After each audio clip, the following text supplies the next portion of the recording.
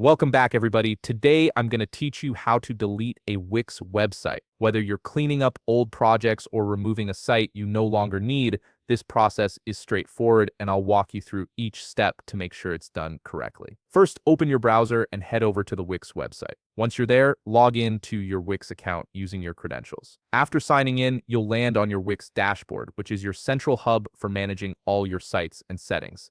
On the left side of the screen, you'll see a navigation menu with various options.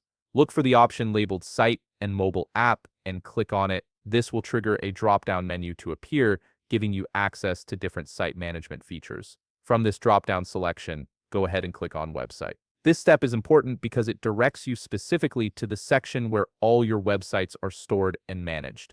Once you click on Website, you'll be taken to a page that displays all the websites currently associated with your Wix account. This is where you can see everything you've built or are working on. Take a moment to browse through the list and locate the specific website you want to delete. Make sure you've selected the right one, especially if you have multiple sites, as this action will move it to the trash. After identifying the correct website, direct your attention to the Site Actions button. This button is typically located near the site details and serves as a gateway to various management options for that particular website. Click on Site Actions, and an expanded menu will appear with several choices related to your site's settings and actions. From the expanded menu, look for the option that says Move to Trash and click on it. This is the key step in removing your website from your active sites list. It's designed to be a reversible action initially, so your site won't be permanently deleted right away. Once you click Move to Trash, a small confirmation window will pop up on your screen. This window is there to notify you about the action you're about to take and to give you a chance to reconsider if needed.